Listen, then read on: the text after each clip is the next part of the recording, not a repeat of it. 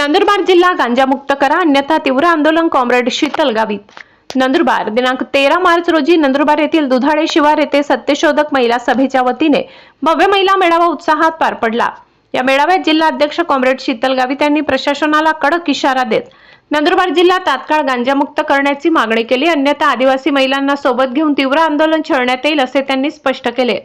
यावेळी बोलताना त्यांनी सांगितले की आदिवासी भागातील अनेक गावांमध्ये तसेच शाळांच्या आसपास गांजा सहज उपलब्ध होत असल्यामुळे तरुण पिढी व्यसनाच्या आहारी जात आहे।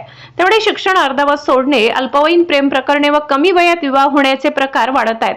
त्याचा परिणाम म्हणून कुपोषण, सिकलसेल सारखे गंभीर आजार आणि गुन्हेगारी वाढत असल्याची चिंता व्यक्त करण्यात आली आहे। या पहिल्या मेळाव्यात आदिवासी समाजातील विविध प्रश्नांवर चर्चा करून ठराव एकूण एकमताने मंजूर करण्यात आले। यामध्ये नंदुरबार जिल्हा गांजामुक्त करण्याची मागणी, अल्पवयीन विवाह रोखण्यासाठी कठोर अंमलबजावणी, मोबाईल व टीव्हीवरील अश्लील जाहिरातींवर नियंत्रण, सिकलसेल आजाराची मोफत तपासणी, उपचार व्यवस्था, कुपोषण रोखण्यासाठी विशेष उपाययोजना आणि गरोदर माता व आपत्कालीन रुग्णांच्या सुरक्षेसाठी खराब रस्त्यांची तात्काळ दुरुस्ती करून पक्के रस्ते तयार करण्याची मागणी करण्यात आली।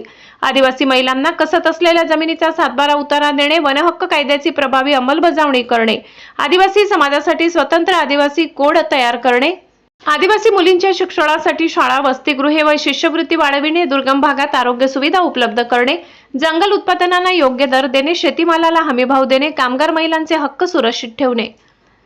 कार्यक्रमाची सुरुवात महात्मा ज्योतिराव फुले रचित सत्याचा अखंड गायनाने करण्यात आली। त्यानंतर महामानवाच्या प्रतिमांना पुष्पहार अर्पण करून मेळाव्याला सुरुवात झाली। मेळाव्यात comrade Leelatai Vadvi, Gevabai Gavit, Jabnabai Thakare, Lalabai Bhoye, Pavitrabai Sonawane, comrade RT Gavit आणि कॉम्रेड रणजित गावित यांनी मार्गदर्शन केले।